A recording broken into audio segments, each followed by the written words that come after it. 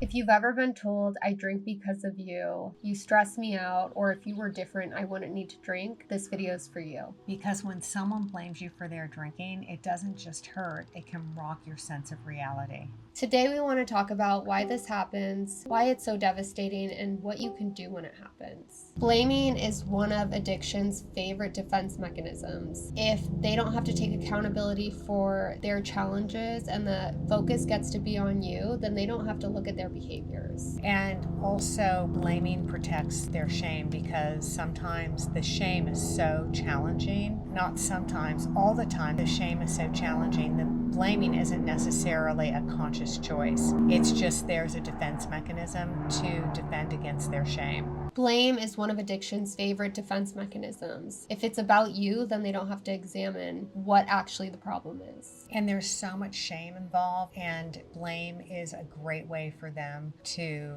defend their shame. And when they blame, it's not necessarily conscious, it's more of just something, an impulsive response to protect themselves. And alcohol becomes the regulator. The thing a lot of people don't understand is that alcohol isn't actually the problem, it's how they're handling the problem. And if they go to blame, they don't have to put the focus on themselves. Exactly. And so when we're pointing the finger, there are three pointed back at us. And that goes for us too, in terms of addiction is a family disease. It is oftentimes very easy to put the focus on someone else because we don't have to be accountable for our own behavior. And so when our loved ones who are struggling with addiction are in the blame mode, we are too. And it's a vicious cycle. And until we get off the merry-go-round and we really focus on what we can control, which is our own behavior, we're stuck in the cycle with them. So this is why we call addiction a family disease, because when something happens, like your loved one is blaming you for their drinking, it starts a whole cycle of codependency. Eventually you start to lose yourself and you gain a false sense of control that your behaviors dictate their drinking. This may manifest in ways of trying to make sure before they get home the house is super clean so they won't want to drink that night. Trying to silence your children if you have children so they don't create more tension. So essentially it throws your nervous system into a state of hypervigilance, and then when they do drink or they overdrink or they do whatever or they're in a bad mood, you then start to question, what did I do wrong? Is there something I could have done differently? Why are they drinking? And even if it's unconscious, this cycle begins. I know for myself, when my late ex-husband and I were newly married, I was partying with him, not heavily, but we were with friends and young. And then when I had children, it was something that completely stopped for me and not for him. And I slowly started to have this hypervigilance around his drinking and got very, very nervous. And I didn't realize until 16 years later when we separated how much I had lost myself in this marriage. It was so subtle. He was also type 1 diabetic, so there was that chronic health issue in the mix too. And walking on eggshells, like what Lyle said, and slowly losing myself, so that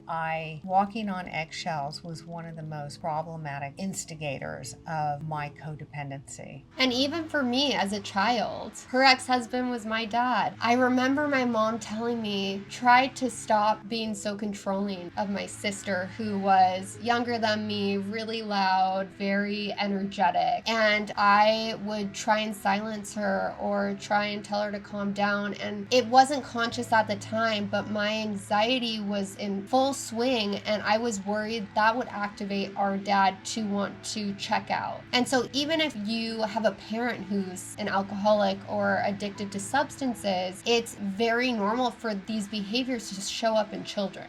So now that we understand what blaming can lead to, what do you do instead when someone's blaming you for their drinking? Here's the thing, addiction responds to boundaries, not logic. So that's important to keep in mind. And when we over-defend ourselves, we've already lost the battle. It's really important not to take on the emotional responsibility of somebody's drinking. And what that might look like is less is more. If they blame us for their drinking, it's acknowledge what you're hearing, followed by an I statement. So it's, I'm really hearing that you think your drinking is my fault. I'd have to disagree with that. Or I'm sorry you feel that way. And there's not a whole lot to say when someone's blaming you. I love the Al-Anon saying you can't talk to the problem about the problem. And when the addiction is speaking, it's impossible to reason things out with addiction. So setting emotional boundaries is having the language skill set to be able to do that, where it's keep it simple, keep it clean, don't blame, don't nag, scold, and complain. It's just literally, I'm sorry you feel that way. And this is exercising a muscle. It doesn't come immediately. It is first identifying when you're doing it, when you're engaging in them blaming you, when you get emotionally hijacked and enraged with how could they possibly blame me for their drinking. It's a practice. It's like going to the gym and exercising your arms out. It takes time to increase the weight. And so be gentle with yourself and try and take a step at a time of just starting with acknowledging their feelings and not taking the bait to engage. Yes, and it might sound very simple in the way that we're saying it, and you might be thinking a million different things. It's important to get support also, because when we start to shift our own behavior, it does upset the apple cart, and things start to happen that might be challenging to deal with, whether it's a fight or they become more volatile or there's some passive aggressive behavior, whatever that looks like. You are not crazy. It's important to get support while you're going through this so that you can really understand how to stay grounded and how to focus on what you can control, which is your own behavior. So what do you say instead? You can say, I'm not responsible for your drinking. You can say, I won't accept responsibility for your blame. And you also can leave the conversation. Let's talk when we're both calm. It's really important that you put yourself first, you set that boundary, and you step away. Here's the empowering reality. You are not the reason someone drinks, and you get to choose what amount of blame you're comfortable with tolerating. It's important that you know this and that you have your hand on the pulse of what is appropriate for you.